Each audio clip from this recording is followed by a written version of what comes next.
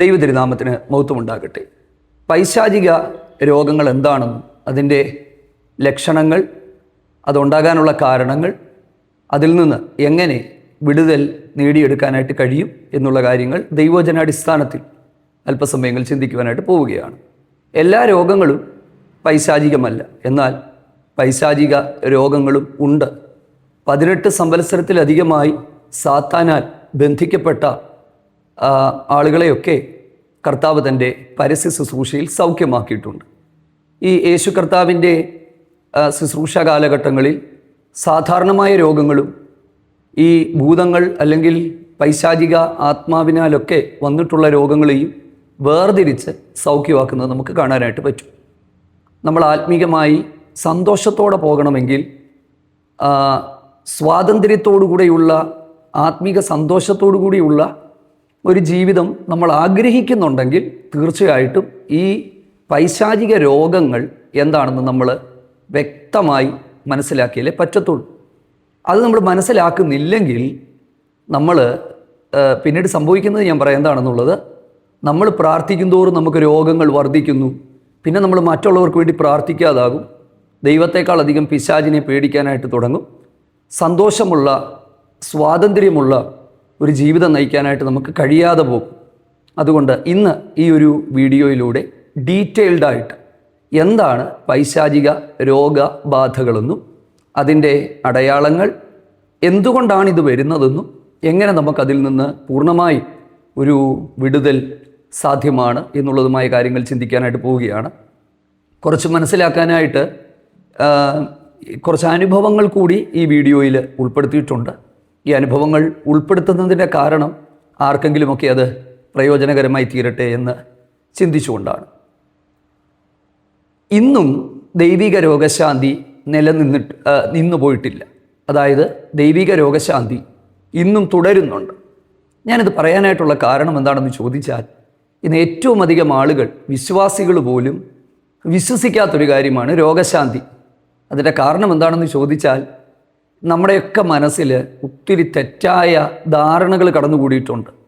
അത് ഈ നല്ല മനസ്സിൽ ജീവിക്കുന്നവരുടെ ഉള്ളിൽ പോലും ഈ ധാരണകൾ കടന്നുകൂടിയിട്ടുണ്ട്. അതെന്താണെന്നറിയാമോ?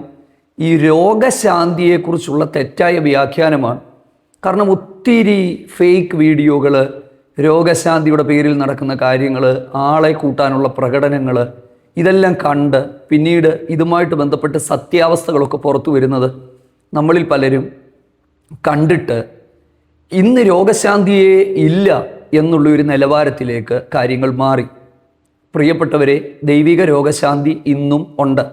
ആരും കൈ തൊടാതെ തന്നെ സൗഖ്യമാകും. ഈ ദിവസങ്ങളിലൊക്കെ ഇവിടെ ചർച്ചിലൊക്കെ നടന്ന ഉപവാസ പ്രാർത്ഥനയിൽ ആരും കൈ തൊട്ടില്ല. ഞാൻ കൈവച്ചിട്ടില്ല, ആരും കൈവച്ചിട്ടില്ല. ദൈവത്തിൻ്റെ ആത്മാവിൻ്റെ ശക്തിയാൽ നിറയപ്പെട്ട് ഭയങ്കരമായി സൗഖ്യം അനുഭവിച്ചവരുണ്ട്. പക്ഷെ നമ്മളിതിനെ ഫ്ലെക്സ് അടിക്കാനും വീഡിയോകളാക്കി പിന്നെ ഈ സുവിശേഷത്തെ വിൽക്കാനും ആളെ കൂട്ടാനും ഒക്കെ പോകുമ്പോഴാണ് ശരിക്കും ഇതിലൂടെ ദൈവനാമം ദുഷിക്കപ്പെടുന്നതും തെറ്റായ വ്യാഖ്യാനങ്ങളിലേക്ക് പോവുകയൊക്കെ ചെയ്യുന്നത്. ചിലർ അവരുടെ വ്യക്തിപരമായ ലാഭങ്ങൾക്ക് വേണ്ടി അവർ രോഗശാന്തി വരപ്രാപ്തരാണെന്ന് കാണിക്കാനും ആളെ കൂട്ടാനും മറ്റു പല ദുരുദ്ദേശത്തോടു കൂടിയൊക്കെ ഇങ്ങനെയുള്ള കാര്യങ്ങൾ ചെയ്യുന്നുണ്ട്.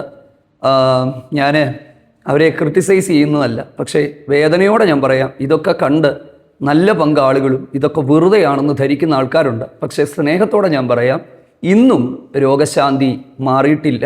രോഗശാന്തി ഇന്നുമുണ്ട്. വിശ്വസിക്കുന്നവർക്ക് സൗഖ്യം ഉണ്ടാകുന്നുണ്ട്, അത് നടക്കുന്നുണ്ട്. പക്ഷേ ഇതിനെ നമ്മൾ മാർക്കറ്റ് ചെയ്യുകയോ ഇതിനെ ദൈവനാമ മഹത്വത്തിനായിട്ട് ഇതൊക്കെ പറയുക എന്നുള്ളതല്ലാതെ ഒരു വ്യക്തിയെ ഉയർത്താനോ ഞങ്ങളുടെ ചർച്ചിൽ ഇതാണെന്ന് കാണിക്കാനോ ഒക്കെ ചെയ്യുന്ന കാര്യങ്ങൾക്ക് ഞാൻ തീർത്തും എതിരാണ്. അതുകൊണ്ട് അങ്ങനെ ഒരു അവിശ്വാസം, രോഗശാന്തി ഇല്ല, തീർന്നുപോയി എന്നൊക്കെ ആരെങ്കിലും ധരിക്കുന്നുണ്ടെങ്കിൽ അത് തെറ്റാണ്. ഇന്നുമുണ്ട്. 100 സാക്ഷ്യങ്ങൾ ഞാൻ നിങ്ങളെ കാണിച്ചു തരാം. പോകട്ടെ. അപ്പം ഇതാണ് ഒന്നാമത്തെ ഒരു കാര്യം എന്ന് പറയുന്നത്. എന്താണ് പൈശാചിക രോഗങ്ങൾ? വളരെ ശ്രദ്ധിച്ച് കേൾക്കണം.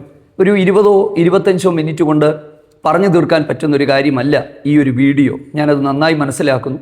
കുറച്ചധികം സമയം ദൈവസന്നിധിയിലിരുന്ന് പ്രാർത്ഥിച്ചതിന് ശേഷമാണ് ഈ വീഡിയോ തയ്യാറാക്കുന്നത്. അതുകൊണ്ട് തന്നെ കേൾക്കുന്നവരുടെ സൗകര്യത്തിന് മനസ്സിലാക്കാനായിട്ടാണ് 3 ഈ വീഡിയോയെ തിരിച്ചിരിക്കുന്നത്. 1 ലക്ഷണങ്ങൾ, 2 കാരണം, 3 എങ്ങനെ ഇതിൽ നിന്ന് വിടുതൽ പ്രാപിക്കാനായിട്ട് പറ്റും. ഇത്രയും കാര്യങ്ങൾ ഈ ഒരു വീഡിയോയിൽ നമ്മൾ ഡിസ്കസ് ചെയ്യുകയാണ്.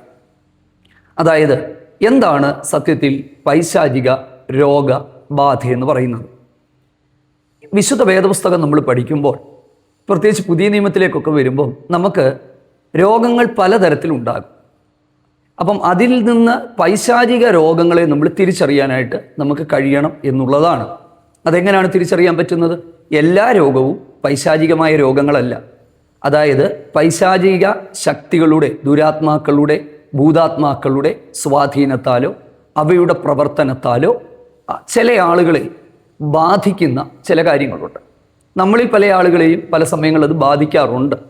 ഇത് നമ്മളെ ബാധിക്കുന്നത് നമ്മുടെ നിത്യത നഷ്ടമാക്കാനോ അല്ലെങ്കിൽ ഒന്നിനുമല്ല. നമ്മൾ ആത്മീകമായി ഒരിക്കലും മുന്നേറാൻ പാടില്ല. ഇങ്ങനെയായി കഴിഞ്ഞാൽ നമ്മൾ ചിന്തിക്കും, ഇത്രയും പ്രാർത്ഥിച്ചിട്ട് എന്തുകൊണ്ട് ഇത് വരുന്നു? പിന്നെ നമ്മൾ മറ്റുള്ളവർക്ക് വേണ്ടി പ്രാർത്ഥിക്കാതെയാകും. അങ്ങനെയൊക്കെയുള്ള ഒരു കാലഘട്ടങ്ങൾ എനിക്കുണ്ടായിട്ടുണ്ട് കേട്ടോ.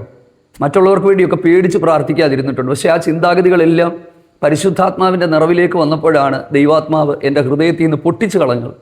ദൈവത്തിന് സ്തോത്രം. അപ്പം ഞാൻ ആ കാര്യങ്ങളിലേക്കൊക്കെ ഞാൻ വരാം. പല കാരണങ്ങളാൽ രോഗം ഉണ്ടാകും. നമ്മുടെ ജീവിതശൈലി രോഗങ്ങൾ, പ്രതിരോധശേഷി കുറയുമ്പോൾ, കാലാവസ്ഥ മാറ്റങ്ങളിലൊക്കെ രോഗങ്ങൾ ഉണ്ടാകും. അത് സാധാരണ രോഗങ്ങളാണ്. ആ രോഗത്തെയും കർത്താവ് സൗഖ്യമാക്കുന്നുണ്ട്. 2, പാപം നിമിത്തം രോഗമുണ്ടാകും. അത് ഏറ്റുപറഞ്ഞുപേക്ഷിച്ചാൽ ദൈവം അത് ക്ഷമിക്കും. 3, അയോഗ്യമായി അപ്പം തിന്നുകയും പാനപാത്രം കുടിക്കുകയും ഒക്കെ ചെയ്താൽ ചിലർ രോഗികളാകും. Many of you are weak, നിങ്ങളിൽ പലരും രോഗികളാകുന്നു, ചിലർ ബലഹീനരാകുന്നു എന്ന് പറയുന്നുണ്ട്. അപ്പോൾ അങ്ങനെ രോഗം ഉണ്ടാകും. 4മത്തേതാണ് പൈശാചികമായ രോഗബാധ. ഇന്ന് ഈ വീഡിയോയിലൂടെ നമ്മൾ ചിന്തിക്കാനായിട്ട് പോകുന്നത് പൈശാചികമായ രോഗബാധയാണ്. എങ്ങനെയാണ് പൈശാചികമായ രോഗബാധയെ നമുക്ക് കണ്ടുപിടിക്കാനായിട്ട് പറ്റുന്നത്? അതിൻ്റെ ലക്ഷണങ്ങൾ എന്താണ്? 1മത്തേത്, ഇത്തരത്തിലുള്ള രോഗങ്ങൾ തുടർച്ചയായി ഉണ്ടായിക്കൊണ്ടിരിക്കും. അതായത് എൻ്റെ അനുഭവങ്ങളിൽ പണ്ടൊക്കെ ഞങ്ങൾ ദേശത്തിൻ്റെ വിടുതലിന് വേണ്ടിയും ആത്മാക്കളുടെ വിടുതലിന് വേണ്ടിയുമൊക്കെ ഉപവസിക്കുകയും പ്രാർത്ഥിക്കുകയും ചെയ്യുമ്പോൾ എൻ്റെ കുഞ്ഞ് നിരന്തര രോഗിയാകുമായിരുന്നു. അന്ന് എനിക്കത് മനസ്സിലാക്കാനായിട്ടുള്ള അറിവില്ലായിരുന്നു. പക്ഷേ സ്ഥിരമായി ഒരേ കാര്യം സംഭവിച്ചപ്പോൾ നമുക്ക് മനസ്സിലായി, ഇത് ഒരിക്കലും വരാത്ത സംഭവങ്ങൾ വരാൻ തുടങ്ങിയപ്പോൾ ഇത് സാധാരണ രോഗമല്ല. പെട്ടെന്ന് വിട്ടുമാറാത്ത പനിയെ, അസ്വസ്ഥതകൾ, അങ്ങനെ പലതും. അതുപോലെ തന്നെ എൻ്റെ മോന്, ഞങ്ങൾ 2 പേർക്കും ആസ്മയുടെ ഹിസ്റ്ററി ഇല്ലാത്തതാണ്. പക്ഷേ എൻ്റെ മോന് ജനിച്ച് 2 മാസം കഴിഞ്ഞപ്പോൾ തൊട്ട് ആസ്മയാണോ എന്ന് ചോദിച്ചാൽ അല്ല, അതിനെ ലാരിങ്ങൈറ്റിസ് ആണെന്നാണ് പല ഡോക്ടേഴ്സ് പറഞ്ഞു. ഒത്തിരി ഡോക്ടേഴ്സിനെ ഞങ്ങൾ കാണിച്ചിട്ടുണ്ട്. പ്രത്യേകിച്ച് ഞങ്ങൾ ഉപവസിക്കുമ്പോൾ, പ്രാർത്ഥിക്കുമ്പോൾ, കർത്താവിൻ്റെ വേലയ്ക്ക് നമ്മൾ ചുമൽ കൊടുത്ത് ഇങ്ങനെ കേരളത്തിന് പുറത്തുമൊക്കെ പല യാത്രകളും ഒക്കെ നടത്തുമ്പോൾ ഇത് പെട്ടെന്ന് ഇത് വഷളാകുന്നത് നമുക്ക് മനസ്സിലാക്കാനായിട്ട് പറ്റും. പക്ഷേ ദൈവം ഒരിക്കലും നമുക്കത് ദോഷത്തിന് ദൈവം അത് ഇടയാക്കിയിട്ടില്ല. പിന്നീടാണ് മനസ്സിലായത്. അന്നേരം നമ്മൾ ചിന്തിക്കുന്നത് ദൈവം ദോഷത്തിനായിട്ടൊന്നും ചെയ്യത്തില്ലല്ലോ, ഇത് മാറിക്കോളും എന്നൊക്കെയാണ്. പക്ഷേ നമ്മൾ കുറച്ചുകൂടെ ഗൗരവമാകേണ്ടുന്ന ചില മേഖലകളുണ്ട്. അത്രയൊരു ഗൗരവമൊന്നും അന്ന് എനിക്കില്ലായിരുന്നു. ദൈവം സ്വപ്നങ്ങളും ദർശനങ്ങളും ഞങ്ങൾക്ക് തരുമായിരുന്നു. ഭയങ്കരമായൊരു കാട്ടുമൃഗം പോലെ എന്തോ ഒന്ന് വന്ന് ഞങ്ങളുടെ കുഞ്ഞിനെ കടിക്കാനായിട്ട് പോകുന്നതായിട്ടൊക്കെ കാണുമായിരുന്നു നിരന്തരം സ്വപ്നത്തിൽ. പക്ഷേ ഈ സ്വപ്നങ്ങളുടെ അർത്ഥമൊന്നും പറഞ്ഞു തരാൻ ആരുമില്ല. 2, പിന്നെ ഒരു ബൈബിൾ കോളേജിലൊക്കെ പഠിച്ച് ഇങ്ങോട്ട് ദൈവവചനമൊക്കെ പഠിപ്പിച്ച് വന്നൊരു കാലഘട്ടമായതുകൊണ്ട് പരിശുദ്ധാത്മാവിനേക്കാൾ അധികം ഞങ്ങൾ ബുദ്ധിക്ക് കുറച്ച് പ്രാധാന്യം കൊടുത്തതുകൊണ്ട് ദൈവം എല്ലാം നടത്തിക്കോളുമെന്ന് കരുതി. ദൈവം നടത്തിയില്ലെന്നല്ല, പക്ഷേ ഒത്തിരി കഷ്ടതകൾ അതുകൊണ്ട് അനുഭവിക്കേണ്ടതായിട്ട് വന്നു. പിന്നീട് ഒരു പരിശുദ്ധാത്മ നിയന്ത്രണത്തിലേക്കും നിറവിലേക്കും വന്നപ്പോൾ ഇതിനെ മനസ്സിലാക്കാനും ഞങ്ങൾ ഉപവസിച്ച് പ്രാർത്ഥിച്ച്, എൻ്റെ മോന് 15 വയസ്സ് വരെ ഇൻഹേലർ എടുത്താലേ പറ്റത്തുള്ളെന്ന് ഡോക്ടേഴ്സ് വിധി എഴുതിയ ഒരാളാണ്. അങ്ങനെ ഞങ്ങൾ ഉപവസിച്ച് പ്രാർത്ഥിച്ച് പൂർണ്ണമായ സൗഖ്യം ആ വിഷയത്തിൽ ദൈവം നൽകി കൊടുത്തു. അപ്പം ഇങ്ങനെയുള്ള ധാരാളം അനുഭവങ്ങളുണ്ട്.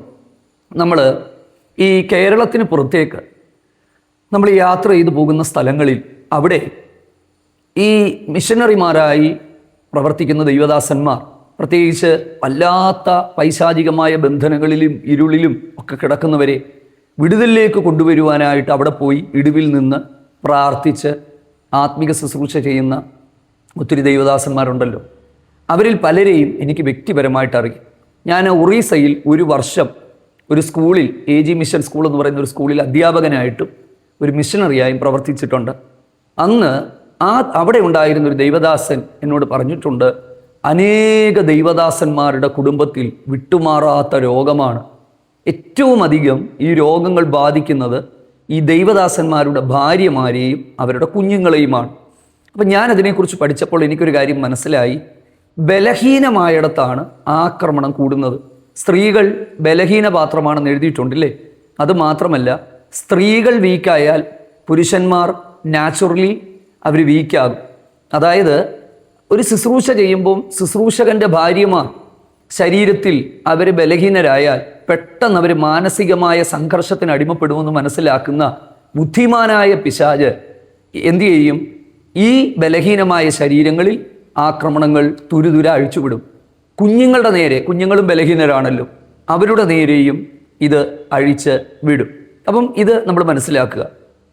രണ്ടാമത്തേത്, എന്ത് ടെസ്റ്റുകൾ ചെയ്താലും ആ ടെസ്റ്റുകളെല്ലാം നോർമലായിരിക്കും, പക്ഷെ രോഗമൊട്ട് വിട്ടുമാറത്തുമില്ല.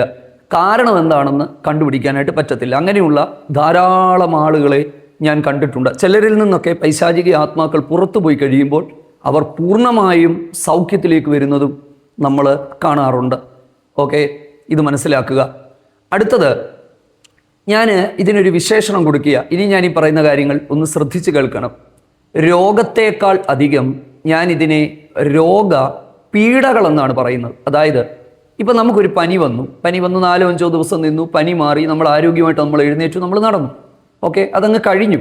പക്ഷേ പൈശാചികമായ രോഗബാധകൾ ഒരിക്കലും ഒരു വ്യക്തിയെ ശാരീരികമായും മാനസികമായും മുന്നേറാൻ സമ്മതിക്കത്തില്ല. അതായത് ഒരു രോഗം മാറിയാലും അടുത്തത് തുടരെ വന്ന് നിരാശപ്പെടുത്തി ഇതൊരു പീഡയായിട്ടങ്ങ് മാറുകയാണ്. ഞാൻ പറഞ്ഞത് നിങ്ങൾക്ക് മനസ്സിലാകുന്നു എന്ന് വിചാരിക്കുന്നു. കാരണം പനി സർവ്വസാധാരണമാണ്, ആർക്കും വരും. എനിക്ക് തന്നെ ഇപ്പോൾ തൊണ്ട ചെറിയൊരു പ്രശ്നമായിട്ടിരിക്കുകയാണ്. ഇപ്പോൾ രോഗം വരും, ജലദോഷങ്ങൾ ഇതെല്ലാം വരും, ഇതൊക്കെ ജീവിതത്തിൻ്റെ ഭാഗമാണ്. പക്ഷെ ചിലത് വരുമ്പം പീഡയാണ്. രോഗത്തെക്കാൾ അധികം ഇത് പീഡയാണ്. ശരിക്കും ആ വ്യക്തി എന്തുവാ ഈ ടോർമെൻറ്റ് ചെയ്യുക എന്ന് പറഞ്ഞതുപോലെ ഭയങ്കരമായിട്ട് നമ്മളെ അസ്വസ്ഥരാക്കുക, നമ്മുടെ സാമ്പത്തിക മേഖലകളെ ഇല്ലാതെയാക്കുക, ആത്മീകമായി മുന്നേറാൻ പറ്റാതിരിക്കുക. ഉപവസിക്കാനും പ്രാർത്ഥിക്കാനും തീരുമാനിച്ചിരിക്കുമ്പം എന്താ സംഭവിക്കുന്നത്? ഇത് പെട്ടെന്ന് ഇത് കൂടുക.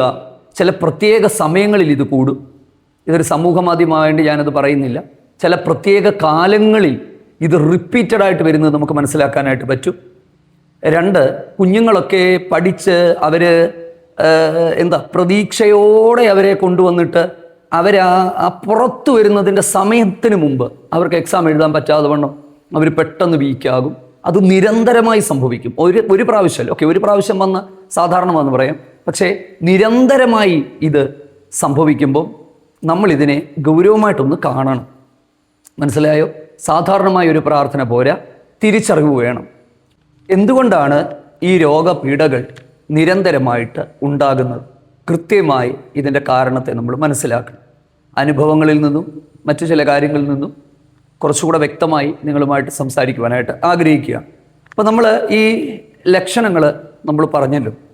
ആത്മീക ശുശ്രൂഷകളിൽ മുന്നേറാൻ ശ്രമിക്കുമ്പോൾ, ദേശത്തിൻ്റെ വിടുതലിന് വേണ്ടി പ്രാർത്ഥിക്കുമ്പോൾ, നമ്മൾ കർത്താവിനെ കൂടുതൽ അറിയാൻ ശ്രമിക്കുമ്പോൾ ഒക്കെ സംഭവിക്കുന്നതായ ചില കാര്യങ്ങൾ നമ്മുടെ ജീവിതത്തിൻ്റെ അകത്തുണ്ട്.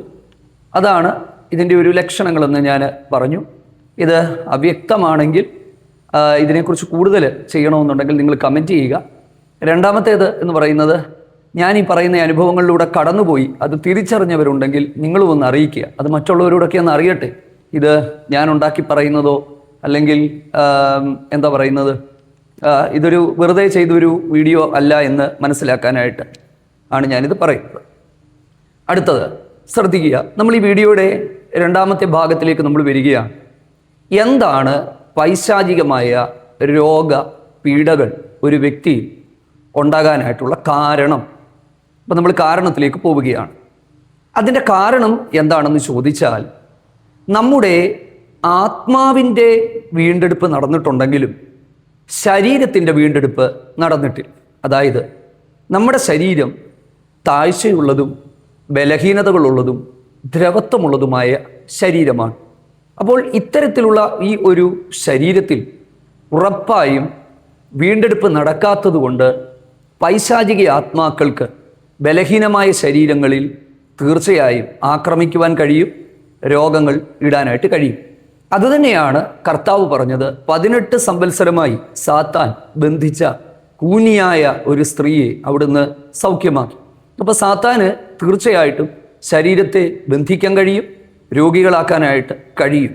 ഇത് ഒരുപാട് ആളുകളുടെ ശരീരത്തിലേക്ക് ഇത് വരാനായിട്ടുള്ള ഒരു കാരണം, രക്ഷിക്കപ്പെട്ടിട്ട് ദൈവകൃപയിൽ നിന്നിട്ടും ഇത്തരത്തിലുള്ള സാധാന്യമായ രോഗപീഠകളിലൂടെ ഒരു വ്യക്തി കടന്നു പോകുന്നുണ്ടെങ്കിൽ നിങ്ങൾ 2-3 കാര്യം ശ്രദ്ധിക്കുക. ഒന്ന്, വേർപാടിലും വിശുദ്ധിയിലുമുള്ള ജീവിതം ഏറ്റവും പ്രധാനപ്പെട്ടതാണ്. 2, നമ്മുടെ ശരീരം പരിശുദ്ധാത്മാവിനാൽ നിയന്ത്രിക്കപ്പെടുന്നതാകണം. ഇത് വളരെ പ്രധാനപ്പെട്ട ഒരു കാര്യമാണ്.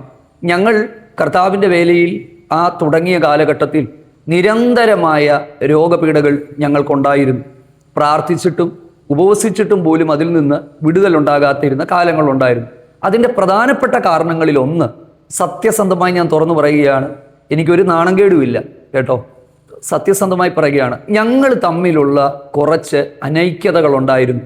കോപം ഞാനാണ്, എൻ്റെ വൈഫല്ല കേട്ടോ, എൻ്റെ വൈഫ് കുറച്ചുകൂടെ ശാന്തയായ പ്രകൃതക്കാരിയാണ്. പക്ഷേ ഒരുപക്ഷെ എൻ്റെ ബാല്യകാലങ്ങളിലെ ജീവിതമായിരിക്കാം അങ്ങനെ. പിന്നീട് ഈ ഒരു പരിശുദ്ധാത്മാവിൻ്റെ നിറവിലേക്ക് വന്നതോടുകൂടി ഞാൻ കുറച്ചുകൂടെ ശാന്തനും സൗമ്യനുമായി മാറുകയും ആ ഒരു കുടുംബത്തിൻ്റെ അകത്തെ ആത്മീയ അന്തരീക്ഷം കുറച്ചുകൂടെ ഗൗരവമായിട്ട് നിലനിർത്താനായിട്ട് കഴിയുകയും ചെയ്തതോടുകൂടി കുഞ്ഞുങ്ങളിൽ തന്നെ തുടർച്ചയായി ഉണ്ടായ ഈ രോഗപീഠകൾ മാറുന്നത് മനസ്സിലാക്കാനായിട്ട് പറ്റി. കാരണം ദൈവികമായ രോഗശാന്തിയും സൗഖ്യവും ഞങ്ങൾക്ക് അനുഭവിക്കുവാൻ കഴിയുന്നത് കൃത്യമായിട്ട് മനസ്സിലാക്കാനായിട്ട് പറ്റി. മറ്റേന്ന് പറഞ്ഞാൽ ഒരു മാസത്തിൽ 2000-3000 രൂപയുടെ വരെ ഞാൻ എഴുതി വെക്കുമായിരുന്നു.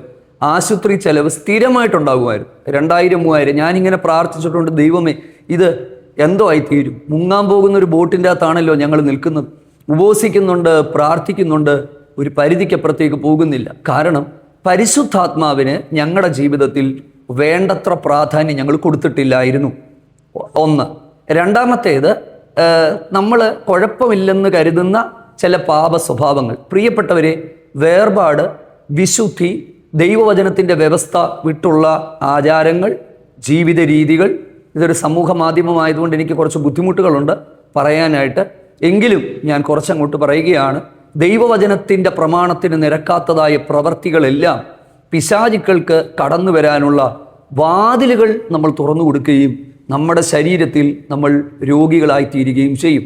അങ്ങനെയുള്ള രോഗാവസ്ഥകളെ വ്യക്തമായി മനസ്സിലാക്കി ആ ഒരു ദൈവിക വിശുദ്ധിയിലേക്ക് നമ്മൾ വന്ന് ഒരു ഏറ്റുപറച്ചിലൊക്കെ നടത്തി നമ്മൾ പ്രാർത്ഥിച്ചെങ്കിൽ മാത്രമേ ഇത് മുമ്പോട്ട് നമുക്ക് ഗൗരവമായിട്ട് മുമ്പോട്ട് പോകാനായിട്ട് പറ്റത്തുള്ളൂ. പ്രത്യേകിച്ച് നമ്മൾ ആത്മീയമായിട്ടൊക്കെ മുന്നേറാൻ ശ്രമിക്കുമ്പോൾ, മറ്റുള്ളവർക്ക് വേണ്ടി പ്രാർത്ഥിക്കുമ്പോൾ, പല കാര്യങ്ങൾ ചെയ്യുമ്പോൾ ഇത് ഭയങ്കരമായിട്ട് കൂടുന്നത് നമുക്ക് മനസ്സിലാക്കാനായിട്ട് പറ്റും. എനിക്ക് ഒരുപാട് ദൈവദാസന്മാരുടെ അനുഭവങ്ങൾ എനിക്കറിയാം.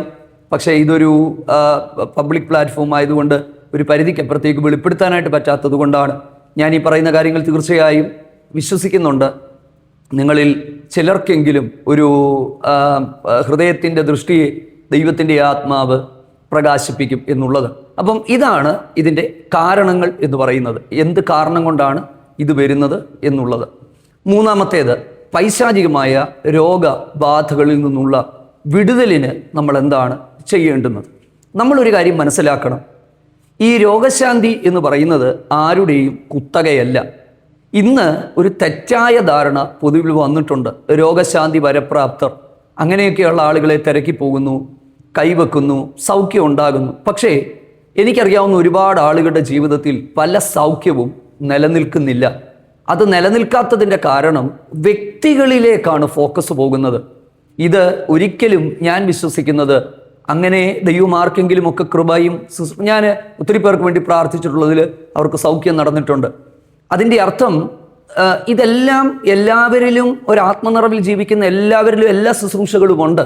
പക്ഷെ നമ്മൾ ഇതിനെ ഒരിക്കലും ഒരു വ്യക്തിയിലേക്ക് ഫോക്കസ് ചെയ്യാതെ കർത്താവിൽ നമ്മുടെ ജീവിതം കേന്ദ്രീകരിച്ചുകൊണ്ട് നമുക്ക് തരുന്ന രോഗശാന്തി അത് താൽക്കാലികമെന്ന് പറഞ്ഞാൽ നമ്മുടെ ശരീരത്തിന് വേണ്ടിയ രോഗശാന്തിയാണെന്നും ആത്മാവിന് യഥാർത്ഥമായ ഒരു വിടുതലും സൗഖ്യവും ആവശ്യമാണെന്നും നിത്യതയിലേക്ക് പോകാനായിട്ട് ദൈവം നമുക്ക് നൽകി തരുന്നതാണ് ഇതെന്നുമുള്ള ഒരു വലിയ തിരിച്ചറിവ് നമുക്കുണ്ടായി നമ്മൾ ആത്മീകമായി വളരുക എന്നുള്ളതാണ് ദൈവം ഏറ്റവും അധികം നമ്മിൽ നിന്ന് ആഗ്രഹിക്കുന്നത്. അപ്പോൾ ഈ കാര്യങ്ങളെല്ലാം മനസ്സിൽ വെച്ചുകൊണ്ട് ഈ രോഗശാന്തിയുടെ ഈ വിടുതലിലേക്ക് നമ്മൾ വരുമ്പോൾ 3 കാര്യങ്ങൾ സമയത്തിൻ്റെ പരിമിതി കൊണ്ട് ചുരുക്കമായിട്ട് നിങ്ങളോട് പറയാനായിട്ട് ആഗ്രഹിക്കുകയാണ്. 3 കാര്യങ്ങൾ, വിടുതലിന് വേണ്ടിയുള്ള 3 കാര്യങ്ങൾ. ഒന്നാമത്തേത് പാപം ഏറ്റുപറയുക എന്നുള്ളതാണ്. യാക്കോബിൻ്റെ ലേഖനത്തിൽ രോഗശാന്തിക്ക് വേണ്ടിയുള്ള ഒരു പ്രാർത്ഥന അവിടെ കാണാൻ പറ്റും. നിങ്ങളിൽ രോഗികളായി കിടക്കുന്നവൻ സഭയിലെ മൂപ്പന്മാരെ വരുത്തി പ്രാർത്ഥിക്കട്ടെ, അവർ കർത്താവിൻ്റെ നാമത്തിൽ എണ്ണ തേച്ച് അവർക്ക് വേണ്ടി പ്രാർത്ഥിക്കട്ടെ. പിന്നെ പാപം തമ്മിൽ പാപം ഏറ്റുപറഞ്ഞ് പ്രാർത്ഥിക്കട്ടെ. പാപം ചെയ്തിട്ടുണ്ടെങ്കിൽ ദൈവം ക്ഷമിക്കും. രോഗശാന്തി വരേണ്ടതിന് പാപം ഏറ്റുപറയുക, കർത്താവ് അവനോട് കരുണ കാണിക്കും എന്നൊക്കെയുള്ള വാക്യങ്ങൾ. നമ്മൾ ഈ വാക്യങ്ങളൊക്കെ നമ്മൾ കാണുമ്പോൾ നമുക്കൊരു കാര്യം മനസ്സിലാകും. നമ്മുടെ പാപങ്ങൾ ദൈവസന്നിധിയിൽ ഏറ്റുപറയുക. നോട്ടത്തിൽ, ചിന്തയിൽ, വാക്കിൽ, പ്രവൃത്തികളിൽ, ഇടപാടുകളിൽ വന്നിട്ടുള്ള പാപങ്ങൾ. കാരണം പാപം ഏറ്റുപറഞ്ഞ് ദൈവസന്നിധിയിൽ ക്രമീകരണം പ്രാപിക്കാത്തിടത്തോളം കാലം ഒരിക്കലും പിശാചിൽ നിന്ന് നമുക്കൊരു വിടുതൽ സാധ്യമല്ല. കാരണം പിശാച് നിൽക്കുന്നത് തന്നെ ഈ പാപം എന്ന് പറയുന്ന ഒരു കാര്യത്തിൻ്റെ അകത്ത് അവകാശം പറഞ്ഞുകൊണ്ടാണ്. അപ്പോൾ പ്രിയമുള്ളവരെ, ഞാൻ ഈ പറയുന്ന കാര്യങ്ങൾ ശ്രദ്ധിക്കുക. ഒന്നാമത്, പാപം ദൈവസന്നിധിയിൽ ഏറ്റുപറയുക, പാപം ചെയ്യാതെ ഇരിക്കുക, പാപത്തിൽ തുടരാതെ ഇരിക്കുക. ഈ കാര്യം വളരെ പ്രധാനപ്പെട്ട ഒരു കാര്യമാണ്, ഒന്നാമത്തേത്. രണ്ടാമത്തേത്, വിശ്വാസത്തോടെ പ്രാർത്ഥിക്കുക എന്നുള്ളതാണ്. വിശ്വാസത്തോടെ പ്രാർത്ഥിക്കുക. രോഗശാന്തി വിശ്വാസത്തോടെ ഏറ്റെടുക്കേണ്ടതാണ്. ഇന്ന് നമുക്കൊരു തെറ്റായ ധാരണയുണ്ട്, ഇതാരെങ്കിലും കയ്യിലിരിക്കുന്നതാണെന്ന്. അപ്പോസ്തോലനായ പൗലോസ് പോലും എപ്പഫ്രാസിനെ കുറിച്ച് ഫിലിപ്പിയ ലേഖനത്തിൽ പറയുന്നത്, അവൻ മരണകരമായ ദീനത്തിലേക്ക് പോയപ്പോൾ കർത്താവ് കരുണ കാണിച്ചു വിടുവിച്ചെന്ന. ഈ മെലീത്ത ദ്വീപിലൊക്കെ എത്തിയപ്പോൾ കൈവച്ച് പലർക്കും സൗഖ്യം കൊടുത്ത പൗലോസ് എപ്പഫ്രാസിന് കൈവച്ച് സൗഖ്യം കൊടുത്തായിട്ട് എഴുതിയിട്ടില്ല. കർത്താവ് കരുണ കാണിച്ചു. നോക്കിക്കേ, എത്രയോ ഇടത്ത് രോഗശാന്തി നൽകിയിട്ടുള്ള പൗലോസിന് പോലും എപ്പഫ്രാസിൻ്റെ കണ്ടീഷൻ വന്നപ്പോൾ കർത്താവ് കരുണ കാണിച്ചു, ഞാൻ കൈവച്ച് സൗഖ്യമാക്കി എന്ന് പറഞ്ഞിട്ടില്ല. ത്രൊഫിമാസിനെ മിലത്തേസിൽ രോഗിയായി വിട്ടേച്ചു പോന്നു. എന്തുകൊണ്ടാണ് ത്രൊഫിമാസിനെ പൗലോസിന് കൈവച്ച് സൗഖ്യമാക്കുവാൻ കഴിയാതെ പോയത്? നമ്മളൊരു കാര്യം മനസ്സിലാക്കണം. പൗലോസിൻ്റെ പോലും കുത്തകയല്ലിത്, പാസ്റ്റർ റെൻസന്റെ കുത്തകയല്ലിത്. ഇത് ദൈവം ഒരു വ്യക്തിക്ക് കരുണ തോന്നി നൽകി കൊടുക്കുന്നതാണ്. അതുകൊണ്ട് പ്രിയമുള്ളവരെ, വിശ്വാസത്തോടെ ദൈവത്തിൻ്റെ കരുണയ്ക്ക് വേണ്ടി യാചിക്കുക എന്നുള്ളതാണ് വിടുതലിനുള്ള രണ്ടാമത്തെ ഘട്ടം. ഇവിടെ കഴിഞ്ഞ 7 ദിവസങ്ങൾ ചർച്ചിൽ ഉപവാസ പ്രാർത്ഥന നടന്നു. പല രോഗികളും സൗഖ്യമായി. ഈ സൗഖ്യമായ രോഗികളൊക്കെ കഴിഞ്ഞ ദിവസം ഞായറാഴ്ച എഴുന്നേറ്റ് സാക്ഷ്യം പറഞ്ഞു. ഇവരെ ആരെയും ദൈവദാസന്മാരാരും കൈവെക്കുകയോ തലേ കൈവെക്കുകയോ കുലുക്കുകയോ പ്രാർത്ഥിക്കുകയോ ഒന്നും ചെയ്യാതെ ഉപവാസത്തിൽ പ്രാർത്ഥനയോടെ ദൈവിക രോഗശാന്തിക്ക് വേണ്ടി ഏൽപ്പിച്ചു കൊടുത്തവരാണ്. അഗസ്റ്റിൻ എന്ന് പറയുന്ന ഞങ്ങളുടെ ചർച്ചിൻ്റെ ഒരു അപ്പച്ചനുണ്ട്. 70 വയസ്സുണ്ട് പ്രായം. ശ്രദ്ധിച്ച് കേൾക്കണം. 1.5 കൊല്ലമായി അദ്ദേഹത്തിന് മുട്ടിന് നീരാണ്. എല്ലാ രാത്രികളിലും 12 മണിക്ക് എഴുന്നേറ്റ് മുട്ടയിൽ നിന്ന് 2 മണി 3 മണി വരെ പ്രാർത്ഥിക്കുന്ന ഒരു അപ്പച്ചൻ. അദ്ദേഹത്തിൻ്റെ മുട്ട് മുഴുവനും തഴമ്പാണ്. 1.5 കൊല്ലം മുമ്പ് ഒരു വെയിറ്റ് എടുത്ത് അദ്ദേഹത്തിൻ്റെ മുട്ടിനൊരു പ്രയാസമായി നിലത്ത് മുട്ടുകുത്താൻ പറ്റാതെ വിഷമിച്ച് ഭാരപ്പെട്ടിങ്ങനെ ഇരുന്ന ആ വ്യക്തി കഴിഞ്ഞ ദിവസം എഴുന്നേറ്റ് സാക്ഷ്യം പറഞ്ഞു. 7 ദിവസത്തെ ഉപവാസ പ്രാർത്ഥനയിൽ അദ്ദേഹം ദൈവത്തോട് പറഞ്ഞ്, കർത്താവേ, എൻ്റെ മുട്ടിന് എനിക്ക് സൗഖ്യം തരണം. ഈ 1.5 കൊല്ലമായി ഞാൻ മുട്ടുകുത്താതെ എഴുന്നേറ്റ് 12 മണി തൊട്ടുള്ള സമയങ്ങളിൽ എഴുന്നേറ്റ് നിന്ന് പ്രാർത്ഥിക്കുക. എനിക്ക് വീണ്ടും മുട്ടുകുത്തി പ്രാർത്ഥിക്കണം. മുട്ട് മടങ്ങത്തില്ല, മുട്ട നിൽക്കാൻ പറ്റത്തില്ല. സംഭവിച്ച അത്ഭുതം എന്താണെന്നറിയാമോ? ഈ ഉപവാസ പ്രാർത്ഥനയുടെ ഇടയിൽ ഒരു ദിവസം ദൈവം അദ്ദേഹത്തെ സൗഖ്യമാക്കി. അദ്ദേഹം മുട്ടുകുത്തി വീണ്ടും പ്രാർത്ഥിക്കാൻ തുടങ്ങി. നീര് പോയി, വേദന പോയി, എതിലേ പോയി എന്നറിയത്തില്ല. ആരും കൈവച്ചില്ല, ആരും ദൂത് പറഞ്ഞില്ല. സ്വയം ദൈവിക രോഗശാന്തി ഉപവാസത്തിലും പ്രാർത്ഥനയിലും താൻ വിശ്വാസത്തോടെ സ്വീകരിച്ചു. 2, സിസിലി എന്ന് പറയുന്ന ഒരു സിസ്റ്റർ സാക്ഷ്യം പറഞ്ഞു. 7-8 കൊല്ലം മുമ്പ് നടന്നൊരു സംഭവമാണ്. അതായത് തനിക്ക് നട്ടലിന് ഭയങ്കര പ്രശ്നങ്ങളായിരുന്നു. വെയിറ്റിട്ട് ഈ കല്ല് കെട്ടി വെയിറ്റിട്ട് കിടന്നിട്ടുണ്ട്. പല ആയുർവേദിക് ട്രീറ്റ്മെൻറ്റുകൾ എടുത്തിട്ടൊന്നും മാറാത്ത ആ ഒരു രോഗാവസ്ഥ. പരിശുദ്ധാത്മ നിറവിൽ ആരാധിച്ചു കൊണ്ടിരിക്കുമ്പോൾ ആത്മാവിൻ്റെ ശക്തി തൻ്റെ മേലേക്ക് വന്ന്, അസാധാരണമായ ഒരു ദൈവശക്തി തൻ്റെ മേൽ വന്നപ്പോൾ താൻ ആ ബെൽറ്റ് ഊരി, ആരാധനയുടെ മധ്യത്തിൽ ഊരി മാറ്റി സാക്ഷ്യം പറഞ്ഞു. 8-9 വർഷം കഴിഞ്ഞ് കാണും. കഴിഞ്ഞ ദിവസം എഴുന്നേറ്റ് സാക്ഷ്യം പറഞ്ഞു, 9 കൊല്ലം മുമ്പ് ദൈവം എന്നെ സൗഖ്യമാക്കി, എൻ്റെ നടുവിനൊരു പൊളപ്പോ വേദനയോ ഒന്നുമില്ല. എന്താണ് പ്രിയമുള്ളവരെ ഇവിടൊക്കെ സംഭവിച്ചത്? ഇവിടൊക്കെ സംഭവിച്ചത്, ഒന്ന്, അവർ വിശ്വാസത്തോടെ പ്രാർത്ഥിച്ചു, പാപങ്ങൾ ഏറ്റുപറഞ്ഞു, പരിശുദ്ധാത്മ ശക്തിയുടെ മുമ്പിൽ സ്വയം തുറന്നുകൊടുത്തു. ഞങ്ങളുടെ ജീവിതത്തിലെ നിരന്തരമായ രോഗപീഠകളിൽ നിന്ന് ഞങ്ങൾ രക്ഷപ്പെട്ടത് പരിശുദ്ധാത്മ ശക്തിയിലേക്കും നിറവിലേക്കും വന്നതിന് ശേഷമാണ്. അതായത് ദൈവത്തിൻ്റെ ആത്മാവ് നമ്മുടെ ബോഡിയിലേക്ക് ഇറങ്ങാൻ നമ്മൾ സമ്മതിക്കണം. ഞാൻ ഈ പറയുന്ന കാര്യങ്ങൾ ശ്രദ്ധിച്ച് കേൾക്കുക. നമ്മുടെ ശരീരം കൊണ്ട് ദൈവത്തെ മഹത്വപ്പെടുത്തുക എന്നൊക്കെ പറഞ്ഞില്ലേ, അത് മറ്റൊരർത്ഥത്തിലാണെങ്കിലും പ്രിയമുള്ളവരെ, നിങ്ങൾ ആരാധിക്കുമ്പോൾ, നിങ്ങൾ പ്രാർത്ഥിക്കുമ്പോൾ നിങ്ങളുടെ ശരീരത്തെ പരിശുദ്ധാത്മാവിന് വിട്ടുകൊടുത്ത് പൂർണ്ണമായും ദൈവാത്മാവിന് നമ്മുടെ ജീവിതത്തിൽ സ്വാതന്ത്ര്യം കൊടുക്കണം. അപ്പോൾ നമ്മൾ ചോദിക്കും, ദൈവാത്മാവിലല്ലേ ജീവിക്കുന്നത്? ഇല്ലെന്നൊന്നും ഞാൻ പറഞ്ഞില്ല. ഞാൻ ബൈബിൾ കോളേജിൽ പഠിച്ചിട്ട് വന്ന ഒരു 4-5 കൊല്ലങ്ങൾ കർത്താവിൻ്റെ വേല ഇതെല്ലാം പോയിട്ടുള്ള ഒരാളാണെങ്കിലും ബുദ്ധിയുടെ ഒരു പ്രമാണം ഇത്രയൊക്കെ വേണോ? പരിശുദ്ധാത്മാവിന് അത്ര തക്ക പ്രാധാന്യം കൊടുക്കുമോ? ആത്മനിറവിൻ ജീവിതത്തിന് പ്രാധാന്യം കൊടുക്കുമോ? ഒന്നും ചെയ്യാതെ ഈ അറിവിലും ബുദ്ധിയിലും മാത്രം നിന്നപ്പം നമ്മൾ ഒരു പരിധിക്കപ്പുറത്തേക്ക് ഒരിക്കലും നമുക്ക് പോകാൻ പറ്റാതെ, നമ്മുടെ ശുശ്രൂഷകളിൽ ഒരു വ്യത്യാസം കാണാതെ, ഒരു മാറ്റം കാണാതെ ഇരുന്നപ്പോഴാണ് ഈ പരിശുദ്ധാത്മാവിന് പ്രാധാന്യം കൊടുക്കുന്നതിനെക്കുറിച്ച് മനസ്സിലാക്കി അതിനുവേണ്ടി ഏൽപ്പിച്ചു കൊടുത്തപ്പോൾ പല രോഗങ്ങളും അപ്രത്യക്ഷമായത് മനസ്സിലായി. ഭയങ്കരമായൊരു സ്വാതന്ത്ര്യം നമ്മുടെ ജീവിതത്തിൽ ഉണ്ടായി. നമ്മുടെ ശുശ്രൂഷകളിൽ അതിൻ്റെ മാറ്റമുണ്ടായി. ആരാധനയിൽ രോഗസൗഖ്യങ്ങൾ ഉണ്ടാകുന്നത് കാണാനായിട്ട് തുടങ്ങി. എൻ്റെ പ്രിയപ്പെട്ടവരെ, നിങ്ങൾ ആയിരിക്കുന്ന സ്ഥലങ്ങളിൽ തന്നെ നമ്മുടെ മുൻവിധികളെല്ലാം മാറ്റി ദൈവത്തിന് സ്തോത്രം. നിങ്ങൾ ആത്മാവിനെ പ്രാപിച്ചിട്ടുള്ള വ്യക്തിയാണെങ്കിൽ, പ്രാപിക്കാത്തവരാണെങ്കിൽ, എനിക്കറിയാം ഈ ദിവസങ്ങളിലൊക്കെ ഒത്തിരി ഈ രക്ഷിക്കപ്പെടാത്ത ആളുകൾ പോലും ദൈവവചനം കേൾക്കുന്നുണ്ട്. നിങ്ങളുടെ രോഗാവസ്ഥകൾ, നിങ്ങളുടെ ശാപങ്ങൾ, നിങ്ങളുടെ ബന്ധനങ്ങൾ ഏതുമായിക്കൊള്ളട്ടെ, പക്ഷെ കർത്താവിന് നിങ്ങൾക്ക് പൂർണ്ണ സ്വാതന്ത്ര്യം തരാൻ പറ്റും. കർത്താവിനെ ഹൃദയത്തിൽ രക്ഷകനും നാഥനുമായി സ്വീകരിക്കുക. പരിശുദ്ധാത്മാവിന് നിങ്ങളുടെ ജീവിതത്തിൽ പ്രവർത്തിക്കാനുള്ള സ്വാതന്ത്ര്യം കൊടുക്കുക, അനുവദിക്കുക. ആത്മാവിൽ ശക്തിപ്പെടുക, ദൈവാത്മാവിൽ നിറയുക. അപ്പം ഞാനിങ്ങനെ കഴിഞ്ഞ ദിവസങ്ങളിലൊക്കെ എന്നെ വിളിച്ച പല ആൾക്കാരും ഇതിനെക്കുറിച്ചൊന്നും അറിയാത്ത ആളുകളാണ്. ഞാൻ അവരോട് പറഞ്ഞു, കൃപാവരമുള്ള നല്ല ദൈവകൃപയുള്ള ദൈവദാസന്മാരാരെങ്കിലുമൊക്കെ നിങ്ങൾക്ക് അറിയാവുന്നിടത്തെ പോകാവേ. ഉണ്ടെങ്കിൽ അങ്ങനെയുള്ള ഒരു സ്ഥലത്ത് പോയിരുന്ന് ഒന്നിച്ച് ഉപവസിക്കുന്ന കൂട്ടായ്മ, പ്രാർത്ഥിക്കുന്ന ഒരു കൂട്ടായ്മ നിങ്ങൾക്കുണ്ടെങ്കിൽ വളരെ വേഗത്തിൽ ഇങ്ങനെയുള്ള വിഷയങ്ങൾക്ക് വിടുതൽ കിട്ടുന്നത് നമുക്ക് മനസ്സിലാക്കാനായിട്ട് പറ്റും. ദുഃഖകരമെന്ന് പറയട്ടെ, പല കൂട്ടായ്മകളിലും പല സ്ഥലങ്ങളിലും കുറേ കാര്യങ്ങൾ പറയുന്നുണ്ടെങ്കിലും പരിശുദ്ധാത്മാവിന് പ്രാധാന്യം കൊടുക്കുകയോ ആത്മാവിലുള്ള ആരാധനയ്ക്ക് സ്വാതന്ത്ര്യം കൊടുക്കുകയോ ചെയ്യാത്തത് കൊണ്ട് മനുഷ്യർ മാനസിക രോഗികളായി മാറുന്നതല്ലാതെ ഒരു തരത്തിലും അവർക്ക് മുമ്പോട്ട് പോകാനായിട്ട് കഴിയുന്നില്ല. അപ്പം വിടുതലിനുള്ള 3ാമത്തെ പടി എന്ന് പറയുന്നത് പരിശുദ്ധാത്മാവിന് പൂർണ്ണമായ സ്വാതന്ത്ര്യം കൊടുക്കുക.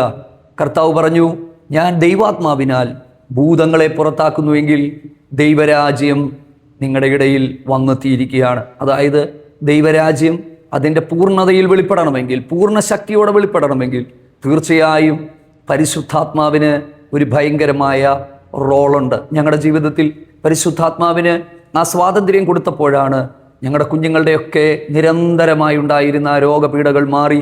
നേരത്തെ നമ്മൾ ആർക്കെങ്കിലുമൊക്കെ പ്രാർത്ഥിക്കുമ്പോൾ നമ്മൾ രോഗികളാകുമായിരുന്നു. പിന്നെ നമ്മൾ പ്രാർത്ഥിക്കാതായി, നമ്മൾ പേടിക്കാൻ തുടങ്ങി.